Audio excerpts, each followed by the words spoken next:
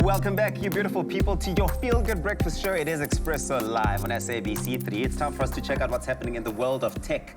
Now, 1 billion people, that's the number of active users on WhatsApp. They're claiming they have these numbers after setting and breaking its previous record of 1.8 billion users, now used by nearly a third, listen to this, a third of the world's population. WhatsApp seems to be, or rather to stay, and here to unpack just how this popular app grew so big and where it can go from here is our friend in tech, Brian Smith. Brian, good morning. Morning, thanks. It's great to be back. Always so good to have you here. You know what? When I think about instant messaging, I go back to Mixit, I go back to BBM, and then there's WhatsApp. I mean, when and why did WhatsApp start, and what made it, stand out of all the other instant messaging apps? So this is probably the biggest technological success story in the past couple of years, and to the point you made earlier, it's about now almost a third of the world's population. 2 billion people who are monthly active users of WhatsApp itself. And if you think all the way back to your point, if you remember the days of Mixit or BlackBerry Messenger, WhatsApp's sort of secret sauce, its success in the early stages, was essentially it's the idea of cross-platform support. So the idea that WhatsApp wasn't just present on feature phones, it was present on smartphones too.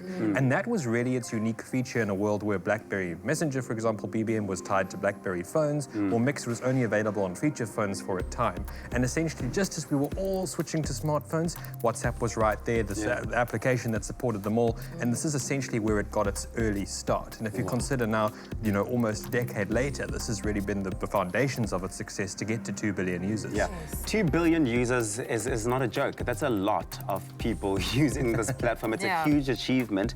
But what does WhatsApp claim to be its reason, or rather its ability and strength to be able to get to those numbers and keep those people there and to be the messenger sort of platform of choice? Well, it's interesting. WhatsApp actually claims that sort of privacy has become sort of its go-to. If you remember, WhatsApp conversations are encrypted end-to-end, which means that no third party can actually read the content of your conversations. Does this mean people can tap into your WhatsApp? Is that what it means? So, well, unfortunately, there are always vulnerabilities found within WhatsApp itself, but the conversations themselves are encrypted, meaning that they can't be intercepted by a third party. So, for example, Facebook itself, which went on to acquire WhatsApp in 2014, can't actually read the context or content of your conversation. But however, if you think about it, since that acquisition from Facebook in 2014, that's sort of been the springboard for WhatsApp to connect into Facebook's other offerings, such as Messenger. You've been able to upload your WhatsApp contacts and find them on Facebook, vice versa. And that's really sort of as well been a big building block to the success. Oh, okay, that's impressive.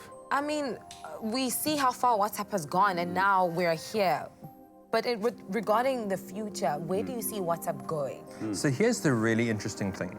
You'd consider after being acquired by Facebook in 2014 and now having 2 billion active users, WhatsApp would be one of the most profitable success stories in the world.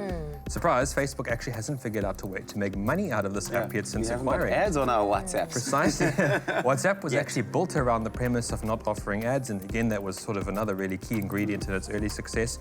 Facebook has sort of explored the idea of issuing ads in our stories within, or status feature within WhatsApp.